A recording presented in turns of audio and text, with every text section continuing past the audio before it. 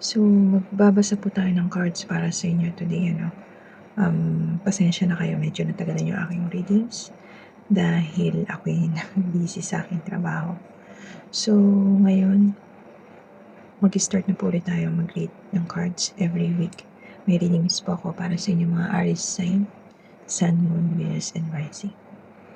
So, ito po yung mga cards na gagamitin ko para sa reading natin today. And sa mga hindi pa po nakasubscribe, please do subscribe na po para ma-update kayo sa aking mga readings every week. Okay? So, let's see sa card na to kung ano yung mensahe para sa ating mga Aries sign. Sun, Moon, Venus, and Rising. Dahil bumagsak naman na to. So, ito na yung babasahin natin.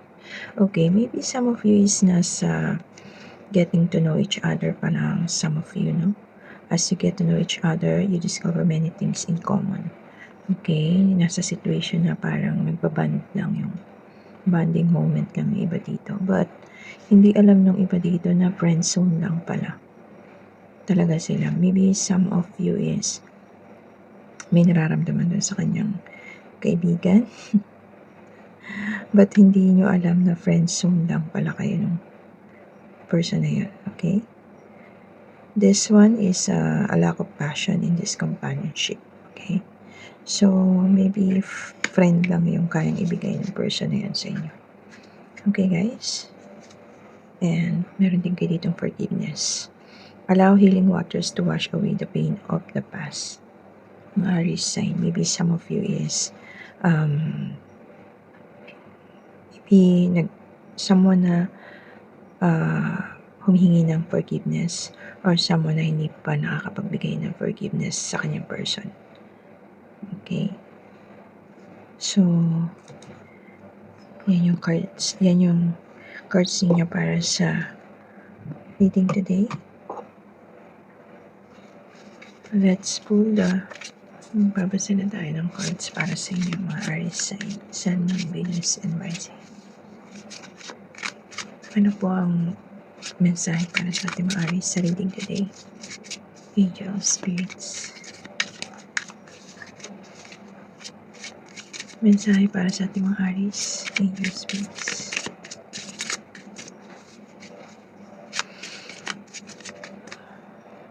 Okay. Baba na tayo ng cards. Meron ka ditong 9 of Cups, pero ano siya, reverse.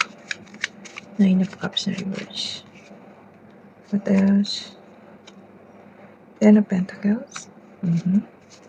Maybe some of you is may mga family na rin talaga. Family na wealthy.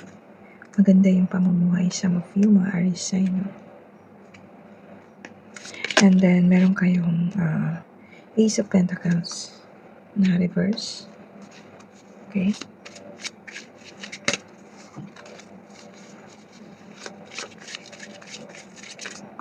What else?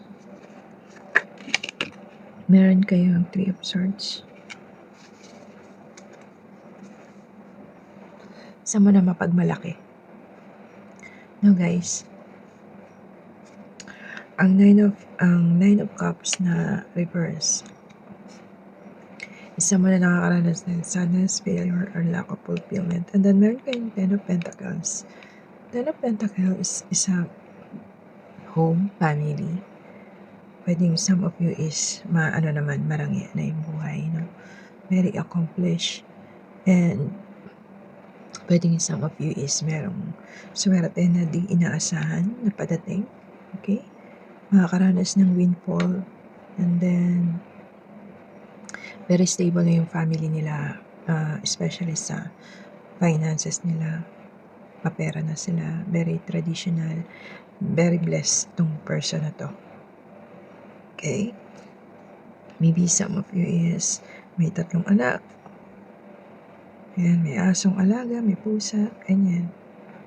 Very wealthy. Itong family na to. Okay? And then, meron kayong Ace of Pentacles. Ito siya. Ace of Pentacles, kaya lang, reverse. Ace of Pentacles naman po na reverse is someone na parang gustong mag-create ng foundations to support your dreams, okay? Pwedeng iba sa inyo is nakakaranas ng financial problem or pagkawala ng maybe some of you is na lost ng na wala ng trabaho or business. This is someone na parang nakakaranas ng loss ng kanyang finances. Pwedeng may nawala ng business sa inyo dito. Wala ng business, wala ng trabaho, or pwedeng a-apply ng pa-abroad, kaya lang hindi natuloy. Ganon. And someone na parang nag-iisip na need i-prioritize. Maybe some of you kung may pinagdadaanan, you need to prioritize kung ano yung best para sa life ninyo. Pwedeng iba sa inyo is nawala sa direksyon ng kanyang pamumuhay. Pwedeng yung iba sa inyo is marangya dati tapos biglang nawala ng pamumuhay, nawala ng trabaho, or pwedeng sa sobrang dami ng kanyang na naging marangya yung buhay niya, mapera siya, ganyan, naging sobrang madamot, ganyan, naging greedy. Okay, so parang some of you is bumaliktad yung time na karangyaan. But some of you is marangya, okay? But some of you is bumaliktad yung karangyaan. Okay? Kunin nyo lang kung ano yung nag-resonate sa inyo, guys. Kasi hindi naman to para sa lahat. I mean, hindi naman yung isang buklat ng baraha is ibig sabihin para sa'yo lang. Pwedeng nangyayari sa iba at hindi sa inyo. Or pwedeng nangyayari siya sa kasalukuyan, some of you mga Aries, or pwedeng mangyayari pa lang siya, or pwedeng nangyari na, some of you. Okay? And then, meron kayong Three of Swords. Ang Three of Swords naman po is sa heartbreak, separation, sadness, grief, sorrow. Someone na very upset and feeling lost yung person na to. Someone na nakakaranas na nasasaktan. Maybe because of this. Kasi tingnan nyo, meron kayo itong friend zone lang, but mahal na mahal nyo yung tao na yun. Okay? Or pwedeng kayo yung mahal na mahal. But hindi nyo mahal. Lagyan nyo na po yung sarili nyo kung saan kayo sa sitwasyon na yun, okay? Pwedeng kayo yung sa inyo nangyayari yun, or pwede dun sa person. Okay? What else?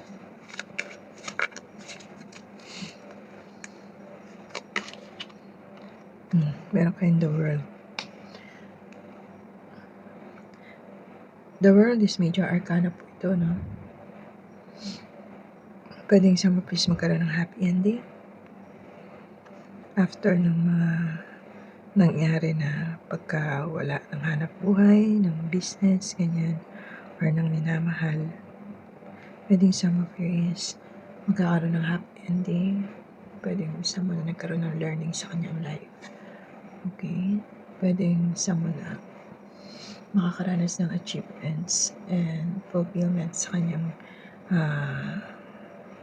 pinapangarap. Okay? And then, meron kang Ten of Swords. Kaya lang, ano siya, reverse. Ang Ten of Swords mo na reverse is someone na feeling despair, parang nawawala na siya ng pag-asa, no? Parang nasa survival period yung person na to. Someone na nasa healing process. Okay? Someone na parang bumalik sa kanyang dating gawin na hindi maganda. Okay? Kaya siguro nawala yung kabuhayan sa some of you. O nawala ng trabaho sa some of you. Dahil nawala siya sa tamang landas. Maybe because of shattered siyang nagmahal. and nakalimutan niya yung sarili niya. Kaya pati hanap buhay nawala sa kanya. Okay. And then, meron kayong the Chariot naman po. The Chariot is a major arcana po ito, no? So, conflicts po ito. Parang overcoming yung challenges ninyo. Parang matatapos na. Okay? But medyo confused kung ano yung dapat niyang gawin. Confused and pwedeng moving forward na para sa moving forward para sa positive direction. Kasi nga someone na parang nawala sa direction. And this time, moving forward na siya para sa positive direction ng kanyang life, no? Someone na determinado and very focused sa pagbabago na gagawin niya sa kanyang life. Okay? Ganda yun, ha? And then the Three of Swords naman. Ito yung parang maraming feeling loss, ganyan. Heartbreak, separation. Tingnan natin yung outcome niya. Okay, 8 of Cups ang outcome niya. Ang 8 of Cups po is pwedeng yung iba sa inyo is nag-walk away na lang sa kanyang person. Nag-walk away na and pwedeng searching, parang hinahanap niya yung parang naghahanap siya ng truth about sa nangyari. Or pwedeng some of you is nagsinungaling kaya nagkaroon ng separation dito sa readings nyo, no? Nagkaroon ng pagsisinungaling kaya someone na parang naghahanap ng katotohanan. Pwedeng umalis muna itong person na to dahil feeling disappointed siya, no? So, pwedeng nagkaroon ng abandonment, some of you. Someone na parang nag-release. Releasing which no longer serves sa kanya. Yung person na to. Okay? So, yung isang person dito is umalis na. Okay? So, nag-separate some of you. Yung iba dito parang nagpo-focus na lang sa bagong ng life niya. Kasi nga, naghiwalay na some of you. And nagpo-focus na lang siya para sa mas magandang kinabukasan niya or ng family niya. Okay? Kung may anak yung iba, parang nagpo-focus na lang siya sa mga anak niya. And then, parang na-overcome niya na yung mga nangyari sa kanila ng person niya. Okay, guys? And then, the last card is Six of Swords. Ang Six of Swords naman po is parang ito na nga siya, moving on, parang leaving behind and then nag-distance na and accept na lang niya yung nangyari, lessons learned, someone na parang gusto ng pagbabago sa kanyang sarili. Na guys, so yan lang yung atin nakuha sa inyong cards, no? Kuha tayo ng message para sa inyong ma-receive dito sa cards ng Lovers Oracle. Let's see. Anong message para sa inyo? Romance. Cupid's arrow strikes. Okay. Pwedeng some of you is yun nga. Nakakagusto sa isang person. And then, ayun, friendship. Nurture the bonds of friendship within your relationship and your love life will dramatically improve. Okay, pwedeng yung iba sa inyo is magkaibigan nga lang muna. And then, lagi nagpa-bonding sila ng friend niya. Pero, kasi meron kayong friend zone eh. So, some of you, kung medyo nagkakaroon kayo ng closeness nung nagugustuhan ninyo, maybe advice ko sa inyo, huwag ninyo munang i-ano yung nararamdaman nyo sa kanya kasi friend zone lang yung feelings niya sa inyo. Kung sakali naman napatulan kayo ng person na yun, I'm sure hindi kayo mahal. Kasi friend lang talaga yun. Mahal ka pero bilang kaibigan lang. Hindi yung bilang partner. Okay, so para hindi kayo masaktan, huwag ninyong ibubuhos yung nararamdaman nyo sa kanya kasi friendzone lang yung kaya niyang ibigay sa inyo. And then, meron kayo ditong passion. A magnetic and seductive quality surrounds you at present. Enjoy it. So, yun nga. Meron lang kayong passion. Someone is very passionate. So, para hindi masaktan, huwag ibigay lahat yung nararamdaman, okay? Kasi yun yung sinasabi dito sa inyong readings. Kaya siguro hindi nag-workout yung ibang family dito. Yung ibang couples dito kaya nagkaroon ng separation. Dahil sa sobrang love. Alam niyo, hindi rin kasi maganda yung sobrang love, guys. Sabi nga, dapat sakto lang. Lalo na kung nag-start lang kayo sa bilang magkaibigan, tapos hindi nyo alam na na-fall kayo sa kanya, pero hindi nyo alam, friendzone lang pala. Friend lang yung gusto nyo maibigay sa inyo, but parang sinasakyan lang kayo niya para siguro hindi kayo masaktan. Kaya lang, yung iba sa mga face, binuhos na yung kanyang nararamdaman. Kaya lang, ang nangyari, parang hindi nag-workout yung relationship, some of you. Kaya napunta sa paghihiwalay. And then some of you is hiwalay na. Okay? Hiwalay na some of you. Yung iba nagtatrabaho na lang para sa kanilang mga anak. Very focused sa kanilang mga anak. And then some of you is na-overcome na yung situationship nila ng kanyang person. So let's see ano ang mensahe ng person ninyo para sa inyong mga Aries sign. What's the message para kay Aries and Cascades? Sabi dito, I can't stop thinking about you. Okay? What else? And then, you were the best thing in my life. You were the best thing in my life. What else? I wish I had treated you better. So, may pagsisisi rin may pagsisisi rin sa situation na to. Okay? Kasi yung iba sa inyo is parang yung sobrang pagmamahal, parang take for granted na lang kayo ng person ninyo. And then, siguro, some of you is nasawa na sa ganung situation.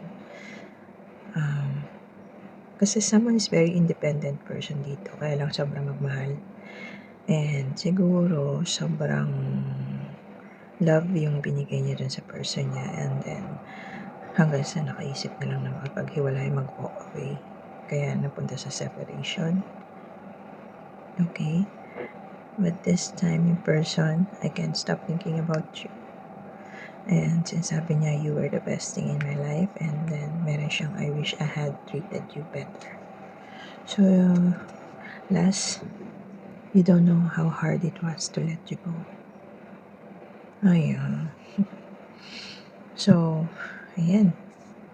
Yan lang yung aking nakuhang reading para sa inyo mga Aries sign. Good luck na lang sa some of you, no? Maganda naman yung naging decision, some of you, na nag-focus na lang sa sarili nila. Hindi pinahalagahan yung, maybe someone na hindi pinahalagahan yung ibinigay niyong pagmamahal sa kanya. And, kaya, ngayon, nagsisisi na siya. But yung iba sa inyo, nag-walk away na. Okay? Some of you is nakaranas ng loss ng finances, ng business. Kumbaga parang nakaranas ng pagka-bankrupt sa hanap buhay, ganyan. And then, yun yung isa sa naging reason. Kaya, parang hindi naging maganda na yung pagsasama some of you. But, maganda yung pamumuhay ninyo dati, no? Marangya kayong parehas, yung family nyo sa gala. Kaya lang, parang dahil doon, kaya parang nasira yung relationship and nagkaroon ng separation. Okay, so yan lang yung message na inyong person. I can't stop thinking about you. You were the best thing in my life. I wish I had treated you better. And then you don't know how hard it was to let you go. Okay, so see you next reading, guys.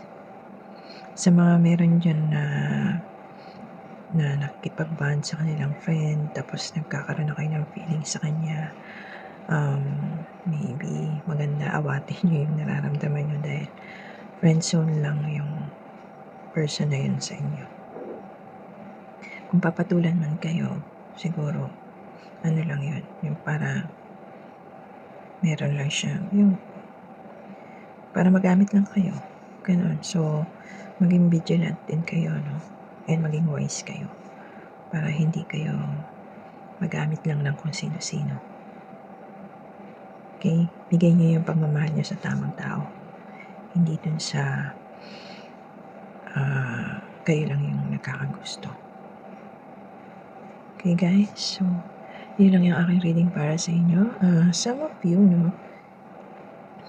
you dealing ng Pisces, Aries,